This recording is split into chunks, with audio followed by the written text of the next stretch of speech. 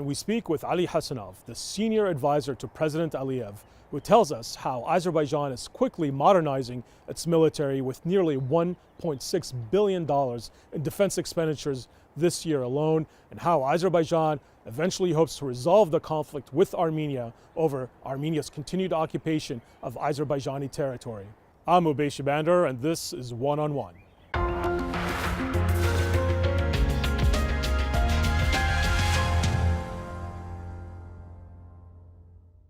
Professor Hasanov, thank you very much for your time.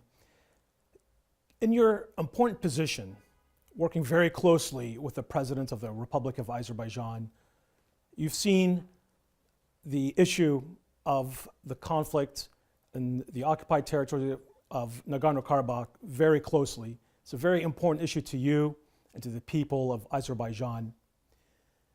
Do you believe that, given that Azerbaijan has repeatedly stated its intent to negotiate with Armenia to free the captives that are currently held by the Armenian government, the Azerbaijani captives, and to negotiate a sustainable long-term solution to the Nagorno-Karabakh conflict, in your view, do you believe that the Armenian side is willing to negotiate and to work with Azerbaijan and the international organizations to reach a resolution both on the issue of the captives that are held by Armenia and the overall Nagorno-Karabakh conflict? For over 30 years, we have been fighting for the liberation of the occupied territories of Nagorno-Karabakh by Armenians, as well as the return of internally displaced people who were forced to flee from their homes. In 1990 to 1992, Armenians occupied 10% of Azerbaijan's territory, including Nagorno-Karabakh, and forced more than 1 million people to flee from their homes. In this regard, Azerbaijan has raised the issue in the United Nations, and the UN Security Council adopted 4 resolutions on withdrawal of Armenia from occupied Azerbaijani territories and the return of refugees back to their homes. In addition to the United Nations, the OSCE, EU, European Council, NATO, Islamic countries, and Organization of Islamic Cooperation has issued resolutions on leaving the occupied lands and liberating the occupied territories of Azerbaijan from Armenians. Regrettably, Armenia continues to occupy these lands by taking advantage of the policy based on the dual standards of some states and some international organizations who are supporting them. Why do they not leave our land? Because Armenia has territorial claims against Azerbaijan, and they want to include these lands in Armenia. There are 2 principles of peacekeeping. Territorial integrity of countries is one of those principles. It means the occupied territories should be returned. These lands belong to Azerbaijan, and it is recognized by the United Nations that it is a sovereign territory. The second condition is to return those people who were forced to leave their homes and to provide them a peaceful and prosperous life. So Armenia is just ignoring all these international organizations. Yes. Armenia, Armenia, using double standards in the world, is still ignoring all the requirements of international organizations, including the OSCE Minsk Group meeting, which takes part in the process. We still hope that it will be possible to return these lands peacefully, but Armenia does not allow it. In addition to that, Armenia has taken some hostages, some captives, and these negotiations are ongoing with Azerbaijan and Armenia, yet Armenia keeps holding on to these Azerbaijan civilians. Why do you think that is? And do you believe that a resolution to these hostages could be reached in the near future? In this war, more than 30,000 lives were lost in Azerbaijan. More than 30,000 Azeris were killed in the Nagorno-Karabakh war. Thousands of Azerbaijanis are also captured and missing. Armenia still holds those captives and is afraid to give us the information we need to know about the missing people. Although every year all international organizations, including the OSCE Minsk Group, demand from Azerbaijan and Armenia to exchange these captives. əldə olan əsirləri dəyişdi. Azerbaijan gave back all the captives, but Armenia still holds Azerbaijani captives. They do not want to give them back. So Armenia has given nothing in return. Yəni belə bir qismini Armenians sent back some of the captives, but they do not want to give back the main part, especially the civilians who are not related to the war. əsir götürüb onları geri döndərmək istəmir. Absolutely. Sir, this brings up the next issue. There have been many claims that the Armenians are essentially conducting ethnic cleansing in the occupied Karabakh territory. And because of this, as you mentioned before, the number of the refugees and internally displaced has now reached around 1.2 million persons. How is your government dealing with the needs of handling so many civilians who've been forced from their homes? Əlbəttə çox zorluqla qarşılayırıq. Of course, we meet the needs of those people who fled from their homes, because every one out of 8 Azerbaijanis is a refugee. 8 milyonluq Azərbaycan indi artıq The Azerbaijani population is now approaching around 10 million people, and more than 1 million of them are refugees. So every 8 Azerbaijanis should look after one refugee. In that sense, the state is experiencing difficulties. Despite all these difficulties, it has been almost 30 years. These people have been living as a refugee since 1988, and our state has been looking after these people for 30 years. onların bir çoxu hələ də çadırlarda yaşayır. Many of them still live in tents, schools, kindergartens, and camps. We have settled them wherever we could, and each of them thinks they will return back to their homes tomorrow or the next day. 30 ildir ki onların geri For over 30 years, their return has been postponed due to the Armenians' fault. dəhşətlisi odur ki, ermənilər burada təkcə The horrible thing is that Armenians were engaged not only in the occupation of the territory, but also in the genocide. kütləvi surətdə Azəriləri The Azerbaijanis and Turks either were murdered or forced to flee from their native lands. o işğal altında olan territoriyalarda In the occupied territories, no Azerbaijanis or Turks have been left. All of them have been killed or forced to flee from their homes. They destroyed a town called Hocalı and massacred all of its inhabitants. Professor, you mentioned that the conflict with Armenia, although not quiet on the front lines, is now in its 3rd decade. Are you worried that another military confrontation could result in the future? We saw in April in 2016 brief clashes where the Azerbaijani military was able to gain some strategic positions around the occupied territories. But do you believe that given Armenia's position and opposition to a negotiated solution, that yet another round of fighting could result? Yəni təmas nöqtəsində hər an At the point of contact, there may be serious conflict at any moment. I repeat that it can be a serious conflict at any given time, and this conflict can be turned into a major war. Armenians were not only done with the occupied land, they bombard the Azerbaijani villages and civilian settlements from the front line and the high terrain that they have occupied. 2016-cı ilin aprelində də belə oldu. The same thing happened in April 2016. From those heights, they started firing on the villages inhabited by civilians along the front lines. After the dozens of casualties, the Azerbaijani army was forced to attack those positions. Öz doğma evimizə, yurdumuza qayıtmalıyıq. People demand to return back to their native home. In the face of that demand, the Azerbaijani state, of course, is thinking about the liberation of its territory by other means, such as war. Biz hələ də düşünürük ki, We still think that Armenians will return these lands peacefully after the international pressure on them. Otherwise, the Azerbaijani army is ready to liberate their lands at any given time. In April 2016, the Azerbaijani army proved their strength and showed that they can liberate its lands if needed. We just don't want any more bloodshed. Professor, you mentioned the Khojaly massacre, a horrific event where hundreds of civilians lost their lives at the hands of Armenian occupational forces, but it's an event that's not very well known in the West and broadly in the international media. Do you believe that the powerful Armenian lobby in the US and Europe are launching a campaign to tarnish Azerbaijan's international reputation? And how is Azerbaijan working to counter Armenian propaganda in the West? təəssüflər olsun ki, Azərbaycana qarşı bu savaşı Unfortunately, this war against Azerbaijan is not only carried out by the Armenian state, erməni lobbisi but also by the Armenian lobby, which is strong. Armenia is supported by some international powers, some major powers, foreign circles and politicians who are funded by the Armenian lobby. Əlbəttə biz də We also do works to demonstrate the Hocalı genocide, Armenian atrocities to the world, to promote our rights in the international arena.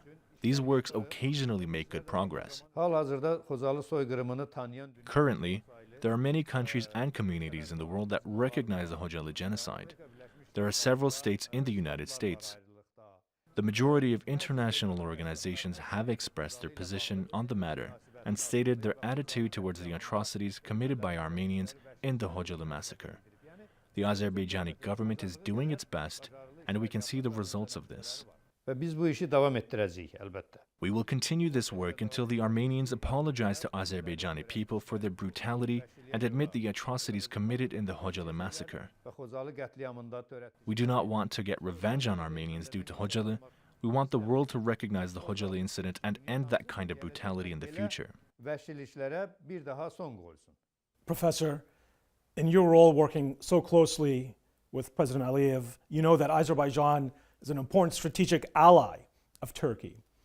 What is your view on the way forward on Turkish and Azerbaijani defense and security cooperation, given so many conflicts ongoing in the region, in the Middle East, in the Caucasus, and in the Black Sea region? How do you see that cooperation moving forward into the future?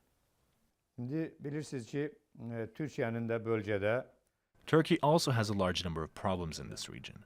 In addition, many years the PKK and some forces are fighting against Turkey on the Turkish border, and these forces are protected by international forces and major powers. beynəlxalq güclər tərəfindən o cümlədən Turkey's territorial integrity is under threat. Since Turkey is a Muslim state, some unfair steps are being taken against Turkey in Europe and in the world. The same thing happens against Azerbaijan. That is why we have to overcome all these problems with Turkey together. nə Türkiyə, nə Azərbaycan dünya Neither Turkey nor Azerbaijan threatens any country in the world and has no eyes on the land and wealth of any country. But at the same time, they do not intend to compromise for anybody their international and territorial integrity, as well as their independence and security. Türkiyə də, Azərbaycan da Both Turkey and Azerbaijan are trying to establish peace both in the region and the world, and have made all of their accomplishments in this direction. All of the things that I have mentioned, at the same time, our language, historical, religious, and cultural bonds give us a basis to be together and work with Turkey. Əsas verir ki, biz Türkiyə ilə bir olaq, bərabər olaq. The historical bonds are very strong between the two nations. Təməli əlbəttə sağlam qoyulub. Of course, the foundation of these relations is strong, and Turkish-Azerbaijani unity is not aimed at intervening in anyone's territory. It does not aim to harm anyone. It only serves for peace, development, and tranquility among people. Nə bölgədə Neither the great powers in our region, such as Russia, Iran, nor the smallest countries like Georgia, Armenia, nor Central Asian countries have ever suffered from this unity, brotherhood. It was only for the benefit of those countries. Would you say that Azerbaijan and Russian cooperation has also been increasing? It was interesting to see that Azerbaijan received a massive military shipment recently from Russia to help Azerbaijan modernize its armed forces. İndi biz ordumuzu əlbəttə Azerbaijan has created a powerful army and provided the army with everything needed, including technical and physical demands. We also get it from Israel, Russia, from Europe, from other countries. We purchase things that we need the most. The Azerbaijani army carries out its army affairs on the taxpayers' account and does the work necessary for the country's security. That's why we have good relations with Russia, Iran, Turkey, and with other countries, and it will last in this way. However, Armenians pursue a national historical policy at the expense of others. They get what they need in the form of aid from other countries as taxpayers, not their own taxpayers. They do not get the needs of the army in their own taxpayers' account, but they get it from taxpayers of other countries. Professor, when it comes to Iran, how would you assess Azerbaijan's relationship with that country? There has been some tensions in the past between Azerbaijan and Iran, but how do you see the relationship between your two countries as it stands today? Şimdi Türkiye ile söylediğim Most of the nuances I have mentioned with Turkey are also related to Iran, because Azerbaijan shares a common religion, similar culture with Iran as well. bizce din, There are almost 30 million Turks and Azerbaijanis that reside in Iran. Other issues show that our interests are joint and both Iran and Azerbaijan need peace in the region. ve bölgede To be together and have a good relationship is in the interests of Azerbaijani and Iranian states and their people. ama bazı However, there are some forces, including Armenia, occasionally support some events in Iran which are against Azerbaijan and wants to show that there is a conflict between Iran and Azerbaijan, that the interests do not overlap, and so on. Foreign forces want to position Iran and Azerbaijan against each other. yani hem bölgede There are enough forces in both our region and in the world, in both Iran and Azerbaijan, to put the two countries against each other in this geography. elbette biz de devlet Of course, we both are different countries. We both have different interests. But these interests don't mean that the two countries will confront each other. We are a secular state, but Iran has established a state based on Islamic standards. We also have some differences. However, these differences are not an obstacle for our people to live in a friendly environment and will not be in the future. Now, why is our relationship better? There were some problems in the past. In the past, some of the Iranian and Azerbaijani political circles pursued a policy without taking into account of the final relationship of both countries, and that caused problems. hazırda hem Azerbaycan prezidenti Both the Azerbaijani and the Iranian president often meet, and they do not simply allow those who want to disrupt relationships between two countries. It's fascinating to see how Azerbaijan has maintained the strategic balance or strategic equilibrium in the region, Professor. We have positive relations with Russia, Turkey, Israel, improving relations with Iran. How do you see Azerbaijan's foreign policy evolving in the future? The strategic balance is very unique. Not many countries can pull it off. burada böyledir. Elbette Azerbaycan Cumhurbaşkanı Ilham Aliyev, the president of Azerbaijan, and Haydar Aliyev, former president of Azerbaijan, have laid the balance strategy as the foundation of Azerbaijan's foreign policy. Thus, in the region and in the world, Azerbaijan will pursue a policy based on the national interest of the balanced state and the common interest of the opposing state. bizim için farkı yoktur. Rusya ile There is no difference for us how the relationship goes between Russia and America. How are the relations between Iran and America or Iran and Russia? İran'la Azerbaycan We aimed at finding the common interests of Iran, Azerbaijan, Russia, Azerbaijan, and the USA and Azerbaijan, and pursue our policy in that way. We have such an expression: my friend's friend and my friend's enemy is neither my friend nor my enemy. We try to find common interests in the region with each state separately and with the whole world. ortak noktaları bulmaya çalışırız. And Azerbaijan's global position is really becoming very clear to many in Europe now as the Trans-Anatolian pipeline is expected to come online in 2018. Natural gas being moved from Azerbaijan to Turkey, and with the rest of the southern gas corridor entering Europe scheduled for 2020. Do you believe that Europe and the rest of the world is recognizing Azerbaijan's global posture as your position as an energy exporter becomes so important to the energy security interest of the West and Europe in particular? Şimdi Azerbaycan Azerbaijan is doing something that the European Union and the global world could not do. Previously, there was a Nabucco project, transportation of strategic gas resources of the Caspian Sea to Europe. But for 10 years, they could not succeed. Under the leadership of Azerbaijan and Turkey, this has been done and will be in circulation after 6 months. liderliğinde bu iş yapılmış. The Southern Gas Corridor, Trans-Anatolian Gas Pipeline, and Trans-Adriatic Pipeline projects and transporting the natural gas from Shah Deniz Stage 2 to Europe are all very important strategic missions. This is a policy of confidence that the Caspian Sea's rich gas reserves will bring into European markets and Europe's energy security for 100 years. Ama bu tek değil. It is not limited to a single project. For the first time, Azerbaijan and Turkey made the policy of exporting the Caspian oil reserves to the European market. The Baku-Tbilisi-Ceyhan oil pipeline is built from the Caspian Sea to the Mediterranean, and the Caspian's most rich oil resources have been flowing into European markets for more than 10 years, and it provides Europe with alternative oil reserves. Hazar Denizi'ne ilk defa olarak Azerbaijan is the country that has opened a really important door for transferring oil from the Caspian Sea to Europe and all the oil companies. tek bu değil. It is not limited to oil and gas. Şimdi Azerbaycan merkezde olmak şartıyla Türkiye There are also projects in transportation logistics. We have built the Baku-Tbilisi-Kars railway with Turkey and connected China and London by means of railways. If a container was reached from China to Europe in 35 to 40 days, now it only takes 14 days. güne ulaşırdısa şimdi 14 güne ulaşır. Now Azerbaijan, Iran, and Russia are building the same kind of railway. The second railway crosses in Baku, which starts from the Persian Gulf and goes along China and the Far East. Yani doğu, kuzey ve batı North, south, east, and west. There are also highways, railways, sea and airways. Azerbaijan stands in the center of these ways, in the center of transportation, and in the center of this policy. So you want Azerbaijan to be the crossroads, as it were, of the world. evet öyledir. We want Azerbaijan to be the center of the world. All these things have been achieved in our independence years during the last 20 years. Professor, we've been speaking a lot about foreign policy, but I wanted to ask you about domestic issues. The national elections have just been called and they're scheduled for April of this year. Are you confident that these elections will be held freely and fairly in accordance to international standards here in Azerbaijan?